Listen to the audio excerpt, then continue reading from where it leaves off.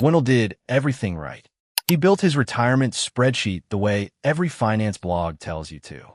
He tracked his net worth for 15 years. He hit his number 3 years ahead of schedule. He walked out of his job with a clean exit and a plan. And 4 months into retirement, he got mugged in a parking lot. Not by a person, by a piece of paper. A health insurance renewal letter, informing him that his premium for the coming year was now $22,000. Not because he got sick, not because his plan changed, because his household income landed $900 over a line the government draws in the sand, and stepping over that line by less than the cost of a nice dinner cost him more than a year's worth of groceries. This is the part of early retirement almost nobody puts on a spreadsheet. And it's exactly why so many people who could technically afford to quit their job don't. You've probably heard the phrase golden handcuffs before. Traditionally, it means the bonus that vests in 3 years, or the stock options that only pay out if you stick around. The company doesn't need to threaten you. It just makes leaving expensive enough that you stay anyway. But there's a quieter, less golden version of this that has nothing to do with bonuses or stock at all. It's just insurance. Millions of people in their 50s and early 60s who have more than enough saved to retire are still showing up to jobs they've completely outgrown for one single reason. The day they quit is the day they lose their health coverage, and the private replacement for it can be genuinely terrifying. So how does a guy like Wendell, who followed every rule correctly, end up ambushed by a $900 rounding error? To understand that, you need to understand something called the subsidy cliff.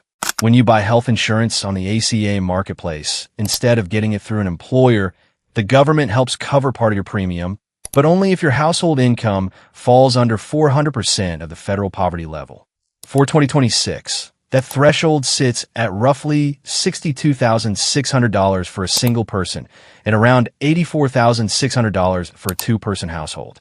Below that line, your share of the premium is capped at a manageable percentage of your income. Cross that line, even by $1, and you don't lose a percentage of your subsidy. You lose all of it instantly, like flipping a switch. Wait, so if I make $1 less, I get help, but $1 more and I get nothing? That's not a slight exaggeration. That's literally how the math works. It's called a cliff for a reason, not a slope. This isn't some obscure edge case either. For years, an enhanced version of these subsidies smoothed that cliff out, capping what anyone paid at around 8.5% of income, no matter how much they earned. But those enhancements expired at the end of 2025, and Congress didn't renew them. So heading into 2026, the original hard cliff came roaring back, and more than 2 million people enrolled in marketplace plans found themselves sitting uncomfortably close to that line.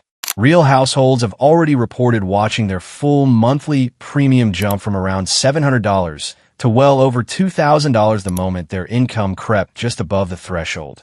Now here's where Wendell's specific nightmare comes in.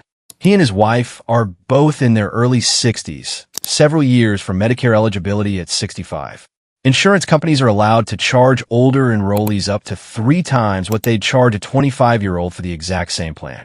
So a couple in their 60s paying full, unsubsidized price isn't looking at some modest markup. They're looking at real premiums that can easily land in the $18,000 to $22,000 a year range, depending on their state, even for a fairly ordinary plan. Wendell had budgeted for the subsidized version of that number. Then, late in the year, he did what looked like a smart move on paper, a modest Roth conversion, moving some money from a traditional retirement account into a Roth account to save on taxes down the road. It nudged his household's countable income to $85,500. The cliff sat at $84,600. $900 over the line erased the entire subsidy, and the insurance company sent him the full sticker price instead. I did everything the calculator told me to do. The calculator was checking if you had enough money. It was never checking if you had the right kind of money. And that's the real lesson hiding inside Wendell's story. Early retirement isn't only a savings problem. It's a plumbing problem. It doesn't matter how much total wealth you've built if the specific dollar that lands on your tax return this particular year happens to flow through the wrong pipe. A withdrawal from a traditional IRA counts as taxable income. A capital gain you realize by selling stock counts as taxable income. A Roth conversion counts as taxable income. All 3 of those can push you over the cliff, even while a Roth withdrawal Pulling money out of an account you already paid tax on years ago counts as exactly zero income and wouldn't have moved Wendell an inch closer to that line. Two people with the identical net worth can have completely different outcomes purely based on which account the withdrawal came out of. This is where the accounts you have matter just as much as the amount. And there's one account in particular that almost nobody treats as a retirement account, even though it might be the single best one available. The health savings account, or HSA. Call it a retirement account wearing a lab coat. Here's why. An HSA is only available if you're on a high-deductible health plan, and it comes with something the IRS calls a triple tax advantage, 3 separate breaks stacked on top of each other. Money going and reduces your taxable income the year you contribute it. Money sitting inside it grows completely tax-free, whether it's in cash or invested in index funds. And money coming out is also completely tax-free, as long as it's spent on a qualified medical expense. No other account in the entire tax code does all three at once. Okay, so it's basically a better IRA, better and stranger. Because here's the part that turns it into a stealth retirement account. There is no deadline on reimbursing yourself. If you pay a medical bill out of pocket this year, and just let your HSA balance keep growing untouched for 20 years, you can reimburse yourself for that same decades-old receipt, tax-free, at any point in the future for any amount, and pull it out as pure tax-free cash whenever you actually need liquidity.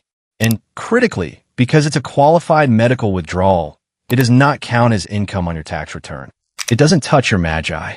It doesn't nudge you anywhere near the subsidy cliff. So if I've got a giant stack of old medical receipts sitting in a shoebox somewhere, congratulations, you're sitting on a tax-free withdrawal you haven't cashed in yet. For 2026, you can contribute up to $4,400 a year to an HSA on your own, or $8,750 for family coverage, plus an extra $1,000 if you're 55 or older. Do that consistently for a couple of decades before you retire. Invest it instead of spending it as you go, and by the time you actually need it, you can have a 6-figure account that lets you pull out real cash in exactly the years you're hovering near subsidy cliff, without adding a single taxable dollar to the number the government is checking against that threshold. And once you turn 65, any leftover balance just converts into something that behaves like a traditional IRA for non-medical spending, taxed as regular income, but with no penalty at all. There's genuinely no bad outcome for the money you put in. So what should Wendell have actually done? Not necessarily avoid the Roth conversion forever, and not necessarily go crawling back to a job he'd outgrown just to keep group coverage. The real fix was earlier and quieter than that. Spend a few working years max funding an HSA instead of ignoring it as some minor medical perk. Understand, before you retire, which of your accounts count as income and which ones don't.